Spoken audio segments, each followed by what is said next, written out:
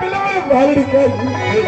అయ్యో రతనాల తన భర్త గారి వద్దకు వచ్చి ఏ విధంగా బాధపడుతున్నాయ్యా? బుట్టాగే మరబోదలయ్యా